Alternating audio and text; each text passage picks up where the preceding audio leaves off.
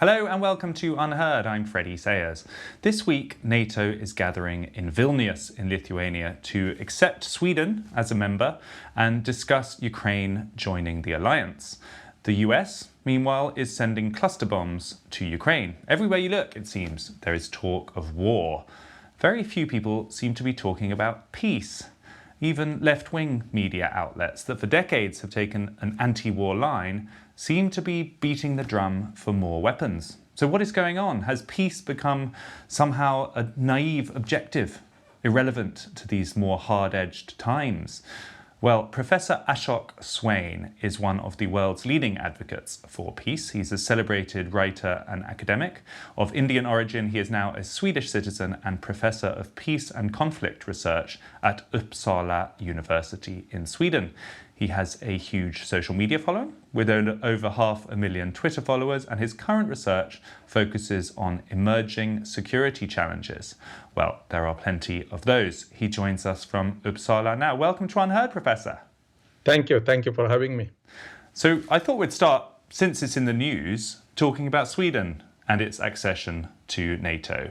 It seems now that the Turkish objection is going to be dealt with, that they will join the alliance. What's your overall view on that? Sweden was or had remained peaceful for over 200 years, had not participated in any war. Sweden had survived Stalin. Sweden had...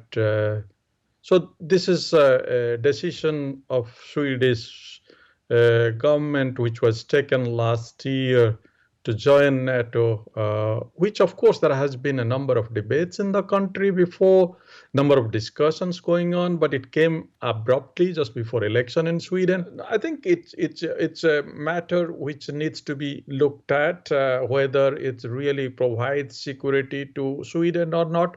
There are two sides of the story. One is that, as I said, Sweden has managed to remain peaceful. Sweden has managed to not being part of the war and kept its territorial integrity without being a part of any military alliances for more than 200 years. So let's just to inform our viewers about that, because they might not know that Sweden has been technically neutral for, I think it's since 1812, since the Napoleonic Wars. It's a very long-standing principle of that country, and somewhat controversially during the Second World War, they remained neutral. But for whatever the rights and wrongs of it, the country has flourished as a neutral state.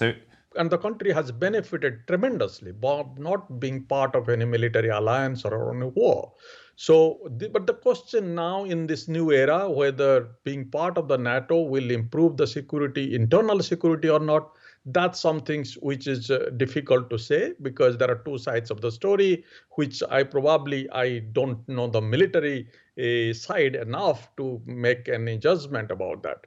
But if I can say only that the Sweden, being Sweden, it's a country of only 10 million people. It's a very small economy considering the larger big European powers are there.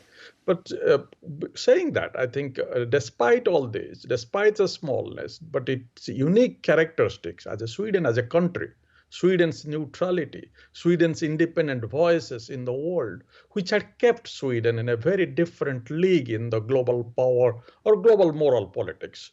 And that is, I think, will be seriously affected, as I see, being part of the member of a NATO, being part of a member of any military alliances. And I think that much I can say, that the joining the NATO has taken away the uniqueness of Sweden's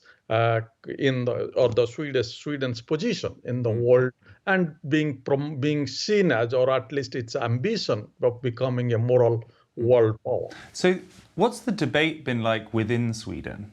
Because you'd think for something so cataclysmic, something such a change from centuries of tradition, there would be a big, vibrant debate with people on both sides. Is it true that there's been very few voices against it?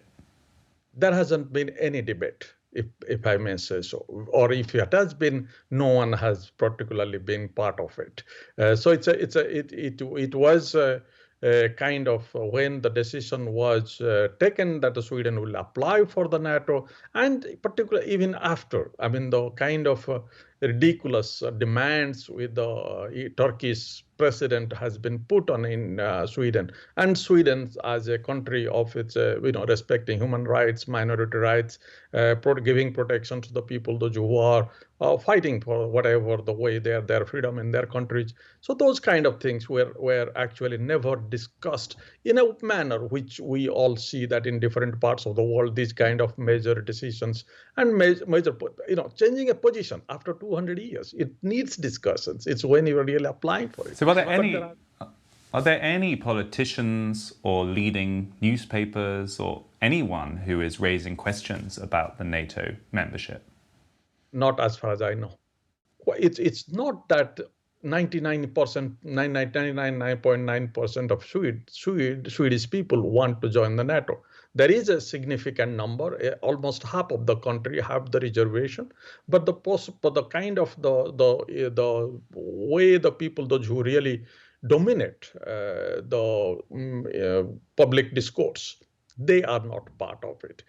One side which actually wanted to be part of this, I mean, they really want the Sweden to join the NATO. The ones those who have the reservations, I think they will be at this point of time when the Ukraine war is taking place and Russia is such a hugely sensitive topic in this country. So I think they have tried to, or they have mostly remaining silent or saying things which are not really making bigger impact or questioning the motives behind it.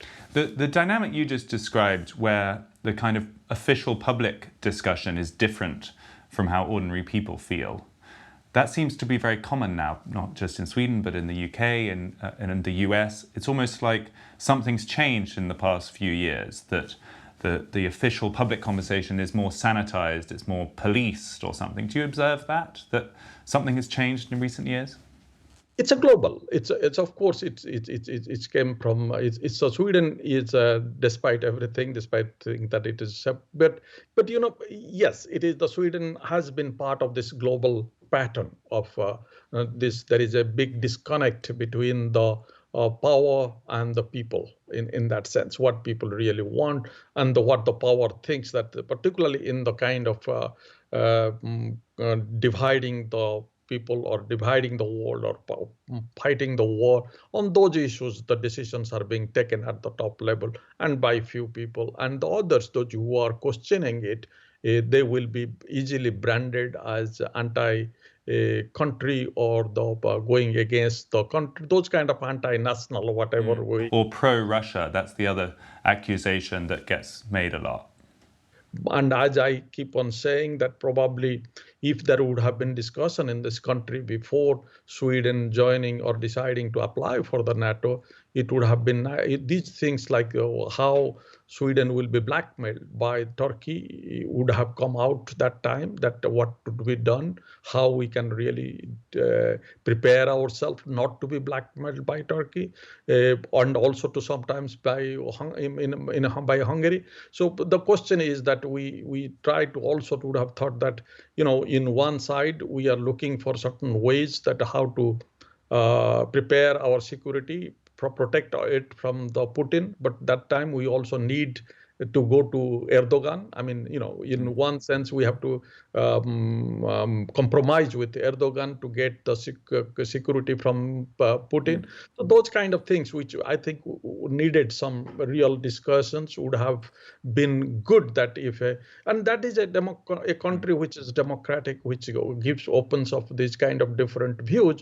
If these things gets discussed, the policy is taken in, of course, it bit delayed, but always the policy has much more lasting impact rather than this kind of way you take the policy decisions. Let me ask about another issue that's happened this week, which is that the United States has agreed to send cluster bombs to Ukraine as part of its war effort. Now, these are particularly nasty types of weapons that at least the UK, along with many other countries, had signed a treaty to promise not to use. The US hadn't actually joined that treaty.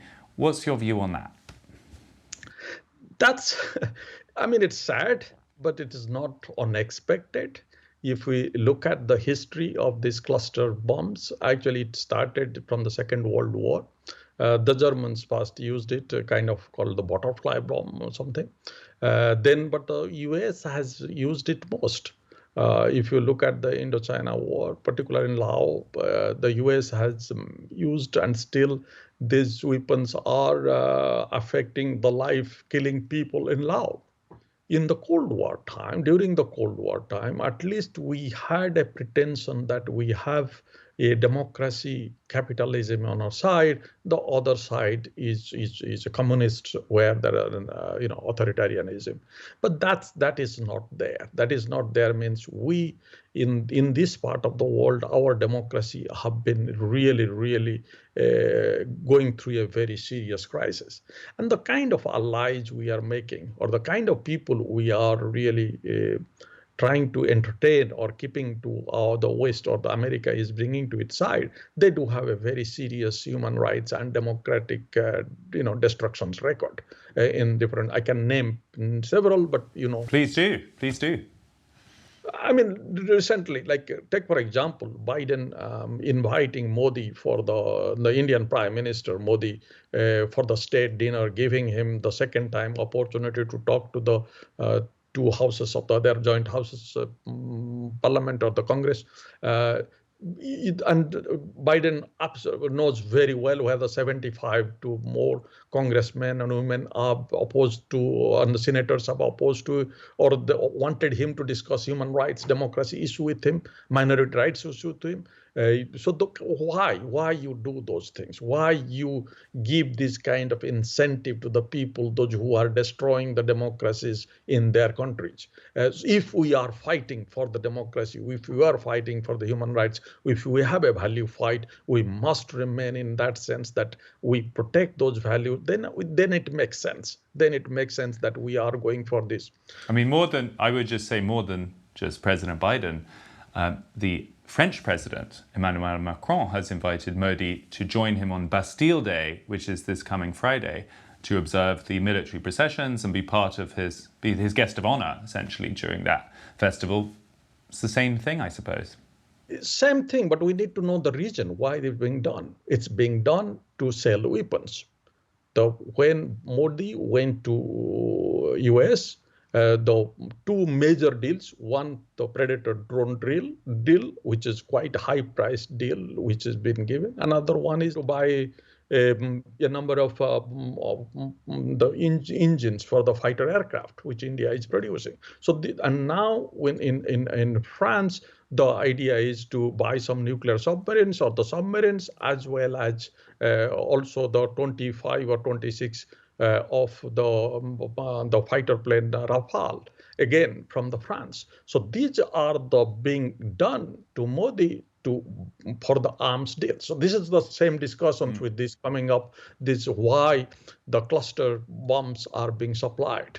The cluster bombs are being supplied. The kind of decisions are being taken to supply this kind of mass killing weapons and arms, knowing everything that how it will be used, how this is going to create all kinds of challenges. But we are mostly, as you say, if you go back to our discussions, that there is a huge disconnect what people want and what the powers want.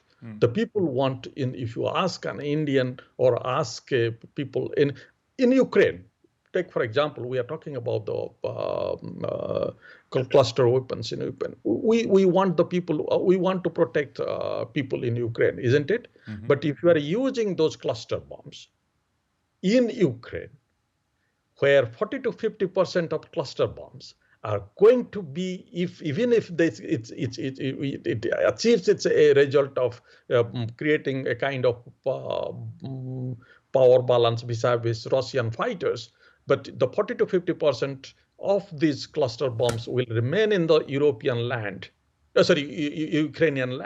which will kill Ukrainians in the years to come. And also, if you remember, 1991, the first Gulf War in Iraq, where the U.S. had used these cluster bombs. After the Iraq War, then the U.S. was cleaning up these cluster bombs, where 6 to 7 American soldiers had also died.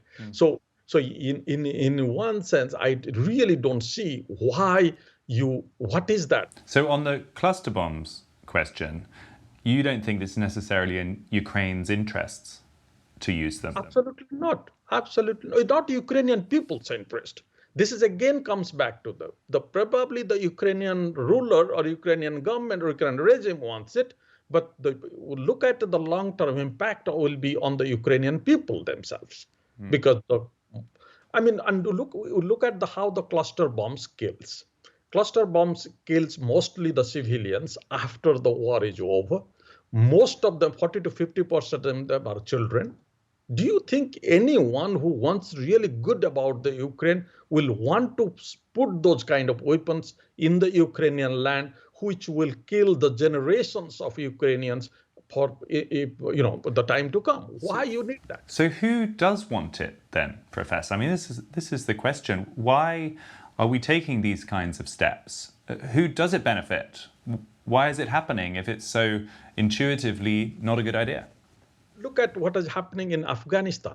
In the 20 years of involvement of US in Afghanistan, the 2.2 trillion has been spent.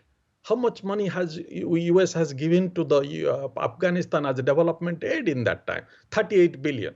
So where 38, if you look at then how the rest of the money, who has taken this money? It's the military contractors. The military establishment has taken those money. So this is the military establishment and the political. It's a military establishment, the political leadership connections, which leads this kind of, gives this kind of support and the unnecessary wastage of resources, which is becoming devastating not only for the present because of the war and the way it creates human misery, but also the world's fight in the climate change, the environmental resources, poverty, the sustainable development, you name it. So I think it's a very easy answer to make that why the way those money is being brought, because it serves the interest of military complex as well as the political leaders. I guess the objection people would make, listening to you, is that in this scenario, Russia has been the aggressor. At least that is the commonly accepted story. And what is Europe supposed to do in response? They need to defend themselves. So sort of disarmament of a unilateral kind doesn't feel like a responsible thing to do in this climate. Most people from the left or from the right are talking about ways to rearm, whether it's more European arms or America or whatever their proposed solution. Very few people are talking about disarmament. Yes, that's actually people tend to forget that the armaments has not brought the security. Despite we have armed ourselves, I mean, look, of course, you can say the military expenditure of the Europe had gone down, but of course, we have been in the part of the NATO, and the US has been spending 45% of the world's military expenditure, 800 to 900 billion, while out of 2.2 trillion, US spends alone. Despite that, Russia invaded Ukraine, and that doesn't really make any sense, that this argument that if we buy more and more arms, create bigger military, which brings us a security, what the security will be. Because look, there is no doubt that the Putin invaded Ukraine. Putin is, in this case, an aggressor. There is no doubt about that. Nobody questioning that. But how you need to really address this issue? Can you address this issue by spending trillions of dollars with you're just increasing your military? But has militarization stopped the war in the past? Will it? How do you then come into conclusion that it will stop the war in the future? The question is the diplomacy. Where is the state of the diplomacy now? Is there any discussions, negotiations going on with the Russia at this point of the time? There was actually even, since from 1962, when the Cuban crisis, 1960, the Cuban crisis, since then, at least there was a regular negotiations between US and Soviet Union that time. despite what the world was going through, the middle of real Cold War, dirty Cold War politics. Not at this time, there is nothing, no one knows what's going on there. There is no communication, there is no negotiation, there is no diplomacy. Those things needs to be brought in quite. So your answer then to how should we respond to aggression is to try and get a diplomatic conversation going. Is that right? I mean, once again, I have to play devil's advocate here. A more realist person listening to this would say, well, look, that all sounds nice. Of course, we want peace, we want diplomacy, but if someone's invading your country and they're a bad actor who are not going to play by rules, they're not going to agree to any kind of compromise, you can't have a negotiation with them. You need to first, and this is the rhetoric we hear in the UK and in the US, you need to first push them back. You need to get to a strong point militarily, and then maybe you can have negotiations then. What do you say to those people? I think it's when we haven't really negotiated, how do you know that negotiation will be successful or not? If we think we don't want any negotiation, let's see the other side of the story. If we don't want a negotiation settlement, we want a military solution. Is there a military solution to this crisis? Can anyone tell me that the Putin, unless at this stage, is going to accept the defeat and take its army back to the Russia and lose his power in Russia? That's impossible. That's not going to happen. So the question, and we all know that even if whatever happens, what Putin is capable of, what kind of the nuclear powers it has. It is sufficient resources that it can cause real damage to the world. So this is not the real thing that we were really should assume that we have a situation where we can really go on cleaning up the military victory, even if it costs human life, it comes misery. Let's assume I agree to that. Let's go and defeat the Russians from the Ukraine. But is that possible? So we have to negotiate at a point. So if we have to negotiate, why not start negotiations from the beginning? Why not to keep the negotiations from now? And but while the negotiation is also going on, why not to keep our moral principles in a place that we can argue that our fight is on certain, we are not really going down to that way, that then will be the same. What is the moral value is there that we can argue that we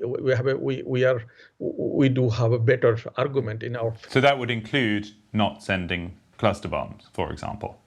That's one of the things, that the cluster bombs, and also look, last year when Putin was using cluster, or there was allegation of Putin was using cluster bombs, we said that this is crime against humanity. So if Putin's use of cluster bomb we consider crime against humanity, how on earth we can really supply cluster bomb to use, and how that will be? So I think these are the simple questions it needs to be asked. What about the politics of this? Because I'm not sure whether you consider yourself a person of the left or not, but traditionally, it was the anti-war left who were making these kinds of arguments. You saw it in Iraq, you saw it in Vietnam, you've seen it for decades. Suddenly, it feels like there is no anti-war left anymore. What do you think has happened there? Whether you call it left or right, that's not the thing, because the peace or war is never an acceptable option. I mean, those who haven't seen the war, they can only say that they want the war. The people, those who fight the war, they don't want to fight the war. Ask any soldier who has fought the war, they don't want to fight the war. But why these anti-war groups, those who have been quite, since 1960s, 70s, you have seen them. They have, in one sense, they have found other areas. Like if you look at it, they have gone into climate change, they have gone into poverty, those other issues. Identity. There are other issues they are taking up.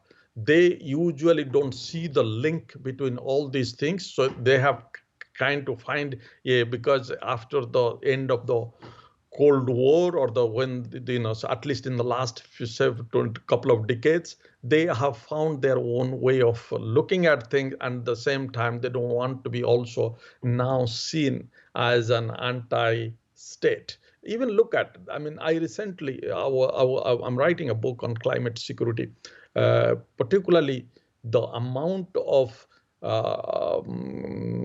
greenhouse gases the military is being using. I mean, like if you take, for example, the American military greenhouse gas emissions is equivalent to all the Scandinavian countries' greenhouse emissions in all kinds of ways. But nobody talks about it. They are not subject to this negotiation. So they can only, this is no climate activist talk about it. In those who all these youth activists or whatever, whoever they are, they try to stay outside. So this is something which is quite. You see, it emerges today when you see protests, whether they are for gay pride or for climate. You always see Ukraine flags in amongst them. So it feels like being on the side of Ukraine or being visibly supportive of Ukraine has fused with some of those other progressive causes. And I don't think those complications are thought about very much. It's also, in a sense, there is very little ideological differences exist now between the two camps. We have, except some kind of, even in the democracy, we are, there is no capitalism or communism, those in the both sides there. But the democracy and authoritarianism, those gaps are also not as clear as it used to be before. And I think this has really made the ideological groups positioning themselves very complicated as far as I can see. And also, as we discussed, they have been finding their own niche and they are moving into that. And that's why they are and those are much easier, much more safer options rather than going for anti-war at this point of time. I mean, in America, I don't know if you pay attention to American politics, but very surprising voices have emerged in the early part of the next presidential election, including Robert F. Kennedy Jr., who is technically a liberal left Democrat, but who is now probably the most anti-war of all of the candidates, and even Donald Trump, actually, who would be considered on the opposite end of the spectrum, is also talking about doing a deal with Russia, bringing a hasty end to the conflict. What are your thoughts on that? They're very surprising places to be finding peace talk. Yeah, I think this is a very different world, and this is not happening the one which you expect, because the people look. You would have expected the Biden to be more peace side rather than Trump, but that's a very different time we are moving. And I think, in a sense, as I said, when there is a very little ideological difference, not only exists between the two groups, also between two parties, two main parties, those who are in Europe or in UK or in the US, we came into middle, and there is a very little difference what exists. It's also in Sweden. So there is those kind of things are we don't really see that from the left liberal side will be people opposing the war. It's actually opposite happening. So I think it's a very confused time. Final question for you, Professor. Do you have any hope that some of those alternative voices that are coming from the left and the right and are finding new audiences on platforms like this will kind of build momentum, and that there could be a change in the conversation, and that sort of centrist blob that seems to have all of the airtime will be pushed out? Do you think there's hope for new voices coming back into the conversation? There is always hope. I mean, the kind of issues we talked about, like the issue on gender, issue on climate change, those were always also some. If you look at in the past, they were also in the fringe, but now they have been getting the momentum. There are people, those who are with them, or race, and those things which are, those groups are getting the momentum and getting this. But this is the peace, which is supposed to be a kind of things which really brings together all these things. You will be only successful on the climate. You will be only successful in gender equality. You will see racial equality. All these things you will be when there is a peace. But if that, I think that's some things which need to be, it can never go out of fashion. Professor Ashok Swain, thank you for your time today. It's my pleasure. Pleasure talking to you. That was Professor Ashok Swain, head of the Department of Peace and Conflict Studies at Uppsala University in Sweden, one of the world's oldest universities. Professor of Peace, that is a dying breed, it would appear. Whether he has another moment, whether people like him with their message come back into fashion, remains to be seen. But as always, it was a pleasure to hear someone with a slightly different point of view. Thanks to him, thanks to you for tuning in. This was UnHerd.